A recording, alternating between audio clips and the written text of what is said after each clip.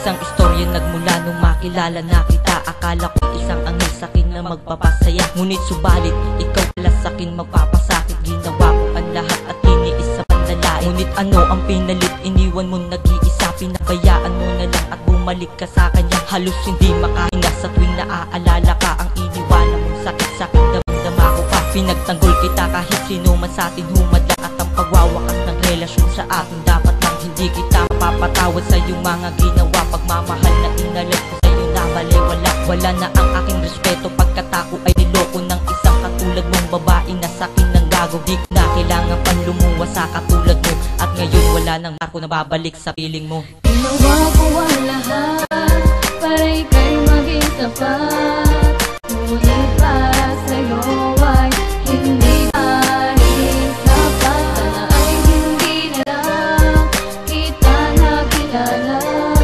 para hindi ako nasaktan ng minsan. Naging tanong sa isip ko, bakit mo ko ginanito? Ano pa ba ang aking kulang? Hindi pa ba sapat ito? Walang ibang inintindi kundi ikaw. Kulang pa ba? Kulang pa ba ang sakripisyo na aking ginawa? Tinanggap ko ang lahat kahit na mapahiya ako. Binaliwala ang mga sinasabing malaking tanga ako. Nabulag daw ako sa tulad mong isang mapapanggap. Tama nga sila dahil buhay ko sa'yo ay masakla. Pero ngayon na kita kailangan dahil ako'y natuto na hindi na ako yung dating gago na nagmumukhang tanga. Wala na dahilan ng mundo para ikaw ay balikan. Wala na dahilan ng puso ko para ikaw ay iyakan. Sana pala noon pa lang ay naisip ko na ito, para hindi lubusang nasaktan ng isang katulad ko. Sa isang katulad mong hindi marunong magmahal.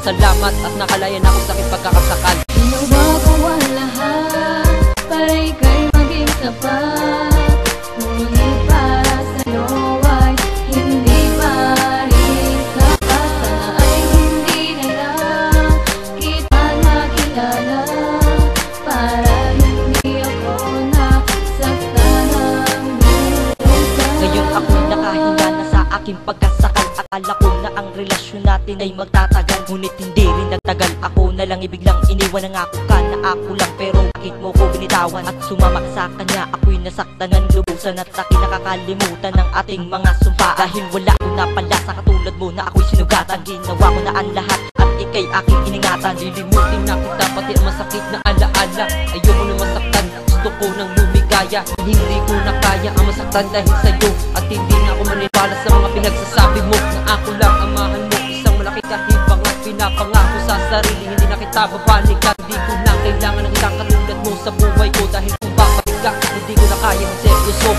Ginawa ko